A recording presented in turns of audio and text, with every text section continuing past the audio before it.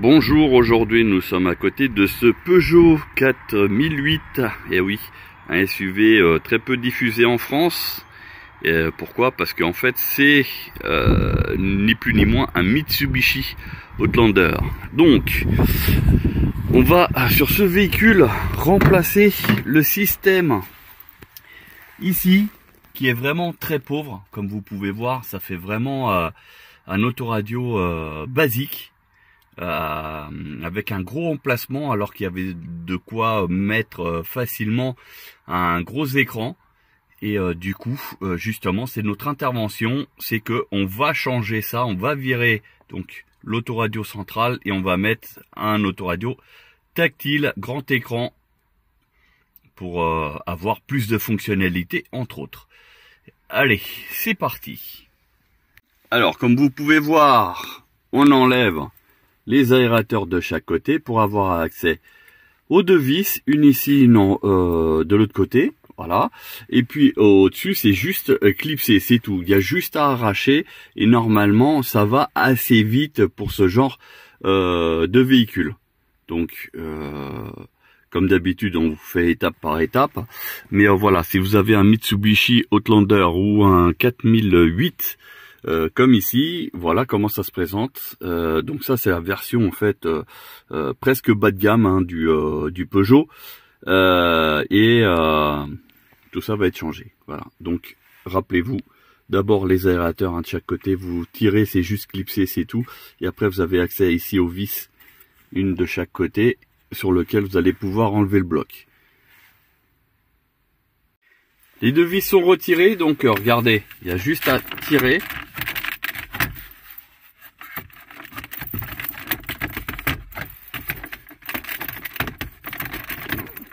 Bon, bien sûr, avec une seule main, c'est un peu compliqué, mais parce qu'en fait, ici, il est un petit peu pris l'éclipsé, voilà. Donc, du coup, ah oui, tac. Donc, du coup, voilà, ça s'enlève. J'ai juste à débrancher, puis c'est reparti. Allez, je reprends la vidéo après. Donc, on arrive à ce gros bloc sur lequel j'ai déjà enlevé les 4 vis. Une ici, il est même de l'autre côté. Donc, sur lequel, en fait, on va tout simplement retirer ce gros bloc, en fait, qui est le lecteur CD. C'est tout, parce qu'il fait même pas DVD, il fait rien, hein, il fait juste lecteur CD MP3 à la rigueur. Et ici, nous avons donc les différentes connectiques sur lesquelles on va récupérer. Et comme vous pouvez voir, regardez, en haut là, il y a un scotch bleu avec une prise blanche. En fait, c'est une prise qui est en attente, tout simplement. Ça veut dire que si on voulait rajouter une extension, donc de mémoire, cette prise-là, c'est pour un écran. Donc pour l'ordinateur de bord, GPS, etc. Voilà, donc cette prise, elle est en attente. Là, nous, on va faire mieux, on va tout remplacer, on va mettre un système, vous allez voir, c'est le plus choisi et ce que tout le monde recherche. Donc je vais défaire et vous allez voir que ici on a un grand trou, on a beaucoup d'espace, on peut faire beaucoup de choses, ce qui est très très rare sur les voitures hein, d'aujourd'hui. Mais sur cette voiture, on a effectivement beaucoup de place. Pourquoi? Parce qu'en fait, c'est ni plus ni moins. Donc là, c'est une Peugeot, hein, vous le voyez. Mais en fait, ce n'est pas une Peugeot, c'est une Mitsubishi. Et oui, donc du coup, la conception, c'est pour ça que d'ailleurs, au niveau des prises, c'est complètement différent. D'ailleurs, regardez, l'autoradio, paf, Mitsubishi électrique, vous voyez? Ça n'a rien de français, non. Juste le logo, eh oui. Donc c'est un Mitsubishi, on change juste les logos et paf, ça devient une voiture française. Mais non, et au niveau de la conception, bah, ce véhicule, il est mieux construit, en fait, c'est ce que je voulais dire. C'est qu'il est mieux construit, en fait, et plus facile à manipuler. Et du coup, ça, on le sent en après-vente. Voilà. Bon, allez, on arrête de faire de la publicité pour les Japonais, hein. parce qu'ils sont aussi capables du pire, hein, il faut pas l'oublier. Mais là, en l'occurrence, on est obligé de constater qu'ils ont fait vraiment les choses bien. Voilà, vous voyez, et puis là, la prise, on la voit mieux, elle est en attente, ici. Donc, chez les Japonais, en fait, c'est très simple, que ça soit haut de gamme ou bas de gamme, vous avez le faisceau, il est déjà pré-équipé, et après, vous avez parfois juste un bouton à rajouter ou des choses comme ça. C'est tout, pas plus, pas moins. Bon, allez, on continue. Alors, tout a été retiré. Ici, on a l'écran, donc, regardez, on va mettre ça à la place. Vous voyez, là, c'est le plus grand écran qui existe sur ce modèle et qui donne l'impression d'être d'origine. Voilà. Et ça, franchement, niveau qualité, c'est top. Alors, toujours faire un essai du matériel, donc de le brancher, pour savoir si il n'y a pas un déplacement de fil, par exemple, ou un adaptateur à rajouter. Logiquement, non. On a la prise ici. Qui est marqué là sur le côté. Voilà, donc on a ici la prise, vous voyez, là on a le fil de masse en plus, et puis là le branchement pour l'autoradio et rouler jeunesse. Voilà, allez, c'est parti. Voilà, c'est presque mis en place, hein. C'est pas du tout le cas, mais on fait un essai, on met le contact, voilà, et on essaye de voir si le produit s'allume. Eh ben déjà oui, ça c'est une bonne chose. Ah oui, là vous entendez la ventile. Voilà, et comme ça je l'ai éteint, donc ça aussi ça fonctionne. J'enlève le auto. Ah non, tac, c'est là. Donc c'est le premier redémarrage, donc effectivement c'est toujours long, mais après ça va tout seul. Et donc là, comme vous pouvez voir, voilà, ça marche, il n'y a pas de souci. Les applications, c'est ici. Il y a déjà normalement pas mal d'applis. YouTube, vous voyez, on peut regarder des vidéos tout en roulant. On va enlever la protection, tout ça, on va tout faire, et de manière à ce que tout fonctionne parfaitement. Donc, alors, on a entendu le petit bruit puis qui dit que c'était bon. Il est ah non, il est un petit peu en avance parce que normalement il se met à l'heure tout seul, mais comme j'ai pas mis l'antenne GPS, donc c'est pour ça qu'il peut avoir un petit décalage.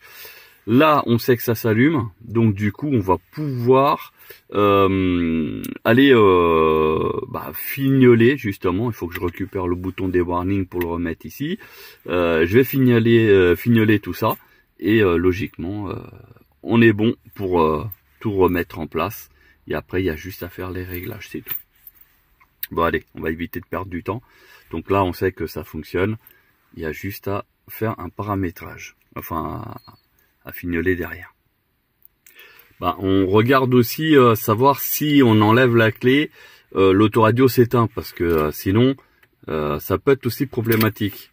Donc là, j'ai juste coupé. Donc effectivement, ah tiens, c'est en allemand. Ah, c'est en allemand. Bon bah ok. Et là, j'ai enlevé la clé. Et voilà, donc on a bien l'écran qui s'est éteint. Donc on peut poursuivre effectivement le reste. Donc je vais tout remettre en place tranquillement, tout reconstruire nickel. Alors, comme on va passer l'antenne GPS, etc. Donc ici, je vais tout simplement retirer ici le cache du haut pour avoir une facilité de planquer en fait l'antenne GPS. L'antenne GPS qui est ici. Vous voyez, donc je vais la faire en sorte qu'elle soit la plus précise au niveau du véhicule, parce qu'il y en a plein qui le balancent là comme ça là-dedans, mais sauf que la précision elle est vraiment pas au top. Et du coup, lorsque vous êtes en plus en train de passer dans un souterrain et que vous ressortez, l'antenne met beaucoup plus de temps à trouver en fait le véhicule pour le replacer sur le GPS. Voilà, alors que si on le ressort l'antenne, ça va beaucoup mieux. Alors bien sûr, il existe des antennes qui sont plus puissantes que d'autres. Voilà. on a une nouvelle génération d'antennes GPS qui est en train de sortir et qui donc si on planque par exemple là en dessous, il faut qu'elle soit le plus haut possible, voilà, et elle arrive à détecter. Mais là, en l'occurrence, je préfère maximiser les choses, sachant que le propriétaire du véhicule nous a donné carte blanche pour avoir la meilleure position possible. Donc c'est pour ça que on n'hésite pas. Donc là, j'ai enlevé les deux vis. Voilà, on retire parce que c'est vraiment, vous voyez, c'est vraiment simple chez sur les japonaises à démonter, c'est un truc de fou. Ça aurait été une française, je vous le dis tout de suite, hein, c'est mission, ça n'existe pas. Vous êtes obligé de démonter tout le tableau de bord, quoi. En gros, je schématise un peu, mais c'est presque ça. Donc là, on va pouvoir, regardez, là j'ai accès, on va voir ma main là en dessous, vous voyez. Donc je vais pouvoir passer le câble sans aucun problème. Je vais pouvoir placer l'antenne GPS nickel. Et voilà. Bon, allez, on continue. Alors voilà, j'ai positionné l'antenne là-bas, comme vous pouvez voir. Donc elle est bien discrète, il n'y a pas de souci. Tous les plastiques sont bien en place, il n'y a pas de problème. Elle est à peine visible, l'antenne. Elle est à peu près centrée. Juste à côté, il y a un capteur. Donc elle est vraiment à côté du capteur en fait, au final. Voilà, et on l'a posé directement avant, bien sûr, la ventilation, parce que sinon, la ventilation cogne dessus et ça peut dégrader les performances.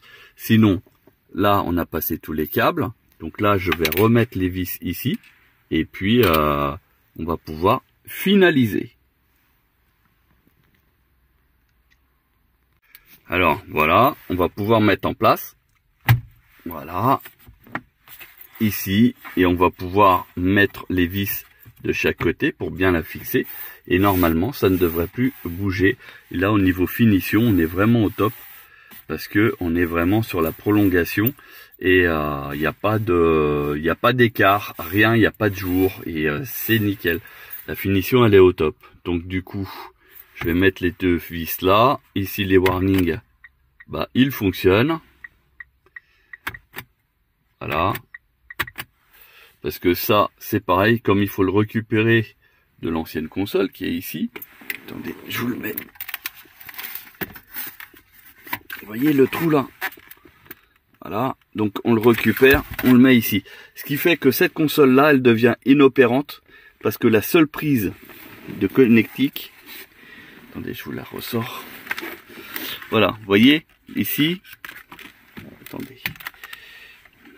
De manière à... Voilà. Vous voyez, ici, là, cette nappe, elle est branchée sur la nappe qu'on a récupérée pour ici. C'est-à-dire que ça va allumer les airbags, ici, quand ils sont activés ou désactivés, enfin bref, plus le warning. Donc, c'est une platine, en fait, qui fait ici la longueur. Tac. On récupère en même temps le bouton.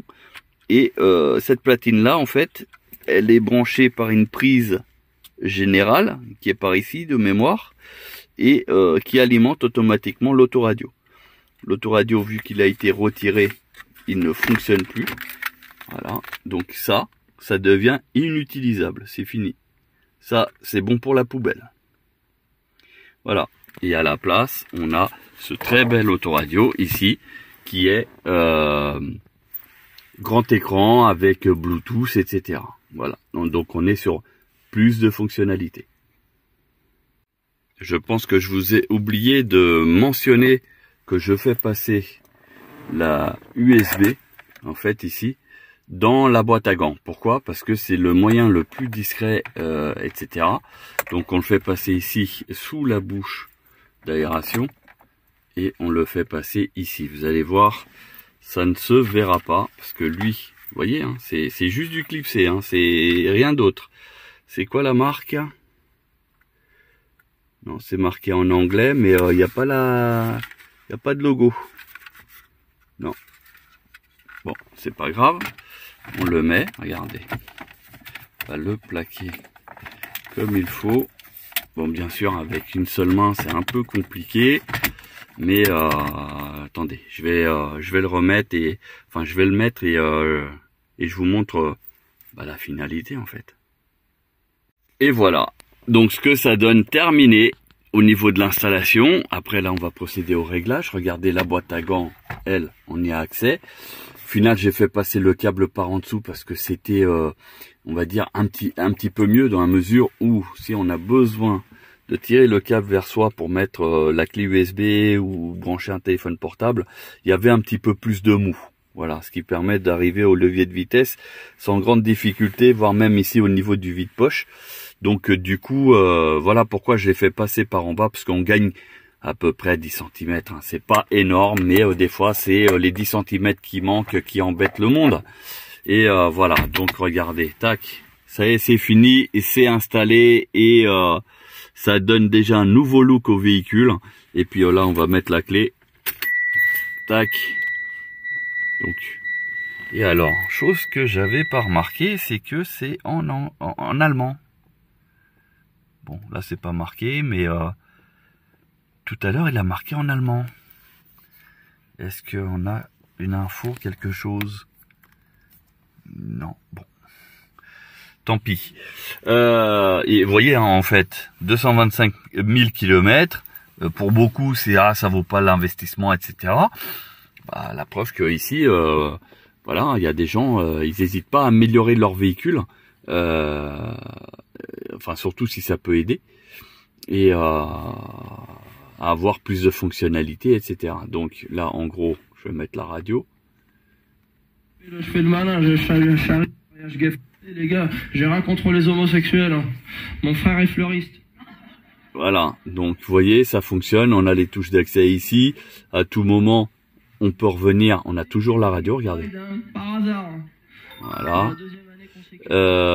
Bien sûr, le Bluetooth. On a des fonctionnalités, regardez, qui sont ici. Donc le Wi-Fi, le Bluetooth, équaliseur graphique, on peut améliorer, etc. Donc là, on va faire les réglages, les paramétrages, de manière à ce que le véhicule soit prêt à l'emploi auprès du client.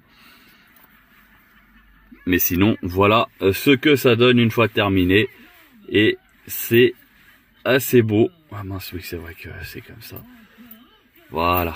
Donc, voilà ce que ça donne. Et ici, en plus, il va afficher en fait la vitesse réelle du véhicule pendant qu'il est en mouvement. Voilà, voilà. Donc si vous aussi vous êtes intéressé par ce genre de prestations, hein, vous savez comment ça se passe. Il faut obligatoirement une photo de votre tableau de bord, l'année et modèle exact de votre véhicule, nous mentionner si vous avez les commandes au volant, si vous avez une caméra de recul d'origine, enfin nous dire aussi si vous avez un son spécifique du style Harman Kardon, Bose, JBL, etc. Et à partir de là, on peut vous faire un devis.